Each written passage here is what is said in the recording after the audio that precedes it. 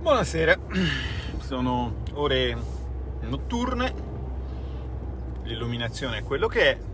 Volevo brevemente aggiungere qualche dettaglio sul lavoro che come Lega stiamo facendo sul recovery, ma la questione che vi sollevo è una questione di metodo, che quindi in realtà dal mio punto di vista credo che sia trasversale a tutti i partiti politici. Suppongo e anche auspico che tutti si stiano comportando così.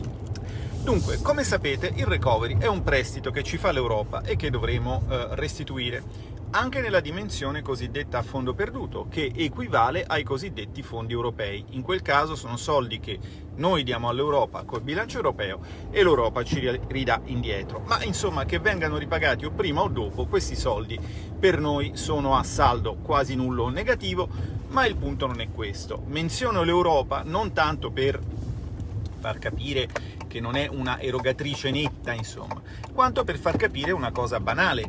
Come per tutti i fondi europei, la governance, come oggi si suol dire, di queste erogazioni è multilivello, avviene a più livelli. Un soggetto molto importante sono le regioni, un altro soggetto è evidentemente il governo centrale, il Parlamento nazionale, insomma il livello nazionale di governo, e naturalmente, essendo coinvolta l'Europa, un terzo livello è il livello sovranazionale, cioè europeo. La Lega è presente a questi tre livelli con ruoli diversi, perché al ruolo regionale è presente sia come governo, diciamo, direttamente o in coalizione con altre forze di centrodestra, in 15 regioni su 20. A livello nazionale è la rappresentante del partito che, secondo i sondaggisti di tutti i colori e di tutte le estrazioni professionali, risulta il primo in Italia, ma come sapete rimane al 17% del risultato del 2018 ed attualmente è all'opposizione.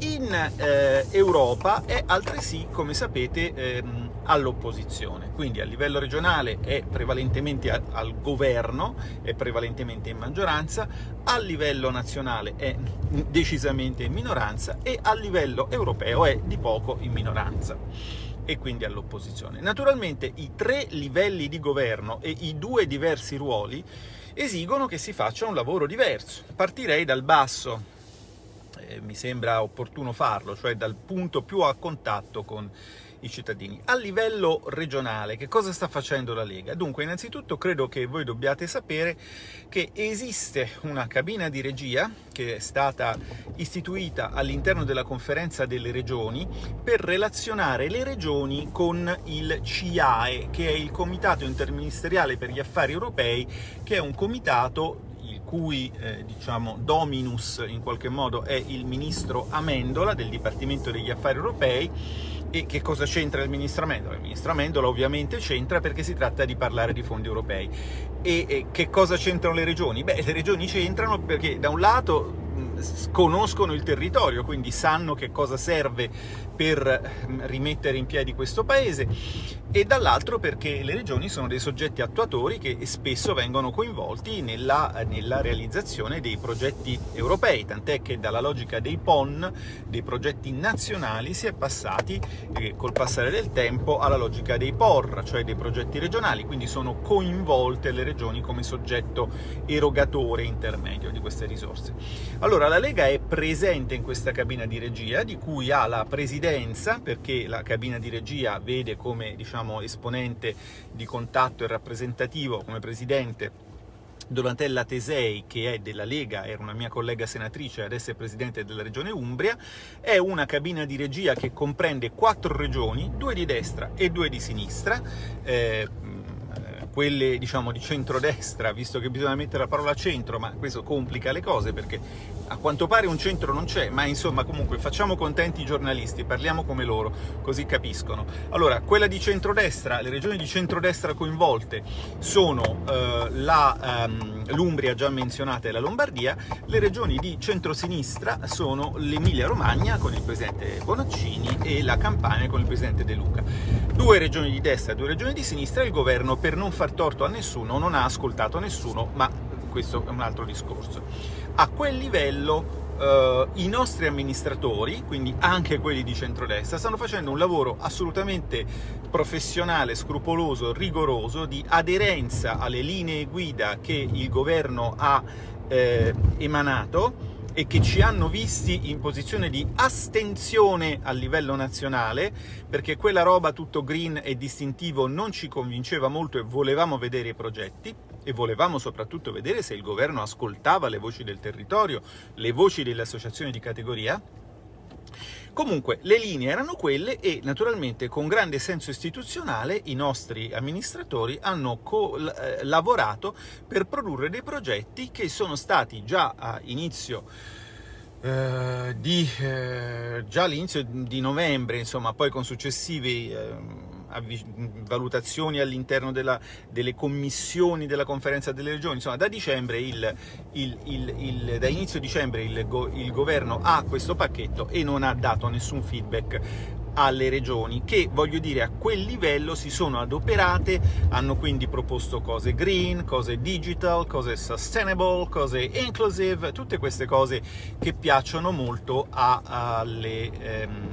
all'Europa e che, attenzione, non sono quello che alcuni imprenditori pensano, cioè arriva una busta di denaro targata Europa per fare quello che vuoi tu. No, se non sei green, digital, inclusive, gender balanced, quei soldi non li vedi. Ma i nostri amministratori, che sono bravi, hanno fatto dei progetti green, digital, inclusive, sustainable e gender balanced. Ne hanno fatti 1 tonnellata, il governo non li ha guardati e il livello regionale è stato quello. A livello regionale, da buoni amministratori, in maggioranza e anche in opposizione, si sono presentate delle cose conformi alle linee guida del governo per aiutare il governo nella sua progettualità. Il governo finora non ha ritenuto di avvalersi di questo aiuto, è un altro discorso. Quindi a livello regionale i nostri amministratori hanno fatto questo, ci sono decine e decine di progetti operativi e conformi alle linee guida. Cioè, ma voi come Lega non amate quelle linee guida? Certo, non le amiamo, ma il livello al quale esprimere il fatto che non le amiamo non è il livello regionale, dove quelle linee guida vanno applicate, altrimenti i soldi non arrivano. È quello nazionale, dove in Parlamento dici io desidererei qualcosa di più concreto, oppure questi assi di politica non mi convincono, che è quello che abbiamo fatto astenendoci il 13 ottobre. Quindi a livello nazionale il lavoro che stiamo facendo è diverso, oltre a quello che abbiamo fatto di discussione in Parlamento delle linee guida, dicendo che non ci convincevano perché ci sembravano fumose, poco concrete, e poi i fatti successivi ci hanno dato ragione, perché vedete che poi la ciccia non c'è, anche perché non si approfitta dell'ottimo lavoro fatto dalle nostre e dalle altrui regioni, d'accordo? Oltre a questo lavoro, quindi di quello di pronunciarci astenendoci, ci siamo già astenuti il 13 ottobre, nessuno si è stracciato le vesti, non mi sembra di ricordare grandi episodi di suicidi in massa di imprenditori che non vedono arrivare i fondi perché la Lega si astiene sulle linee guida.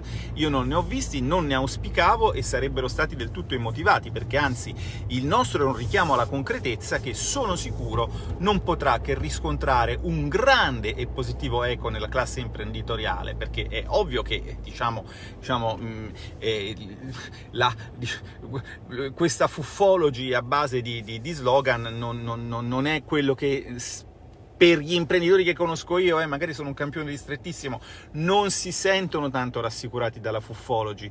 Vorrebbero sapere se quel ponte si fa, se quella bretella autostradale che gli consentirebbe di risparmiare, non so, mezz'ora quando con i loro automezzi cercano di raggiungere un asse autostradale, si fa o no. Questo vorrebbero sapere, questo non si può sapere, non è dato saperlo. E allora noi a livello nazionale abbiamo detto questo e per questo ci siamo astenuti, e abbiamo fatto anche un'altra cosa e stiamo facendo un'altra cosa, stiamo ragionando con le categorie, stiamo ragionando con i territori per capire quali sarebbero le infrastrutture di cui realmente si ha bisogno, perché fermo restando che, come dire, anch'io sarei per più banda larga per tutti, questo va da sé, però noi dobbiamo renderci conto del fatto che il territorio italiano è un territorio molto particolare e molto fragile, e il tipo di infrastrutture che abbiamo noi magari non è quello di di quelle sterminate ospitali e amene pianure del nord, dove magari i problemi diciamo, di continuità territoriali sono diversi da quelli che abbiamo noi. E quando parlo di continuità territoriale non penso solo ai collegamenti per esempio con le isole, ma anche ai collegamenti dentro le isole e anche ai collegamenti fra la costa ovest e la costa est della penisola, per dire, no? Ecco, questi sono i problemi che abbiamo noi. Non mi risulta, per esempio, che la Germania sia tagliata in due da una catena montuosa. Insomma, non vi saprei neanche dire dove è la montagna più alta della Germania e quanto è alta. Adesso stasera me lo guardo su Wikipedia, così la prossima diretta sarà più documentata, ma insomma avete capito di che cosa sto parlando. A livello nazionale, quindi, ci siamo astenuti sul merito. Astenuti sul merito. Perché astenuti sul merito? Perché il discorso è molto semplice. Va bene i fondi, ma voi ci dovete dire che cosa volete farci. Scusate, ma perché quando Renzi dice che non vuole assistere al più colossale spreco di denaro pubblico va bene, e quando noi ci asteniamo su dei progetti che non sono dei progetti dovrebbe non andare bene? Al massimo potreste accusarci di aver fatto una cosa di sinistra, ma non certo una cosa sbagliata. Poi c'è un terzo livello, che è quello sovranazionale. In Europa ci siamo astenuti sul metodo, perché il metodo con cui questi fondi vengono attribuiti ed erogati non ci convince, lo riteniamo sbagliato.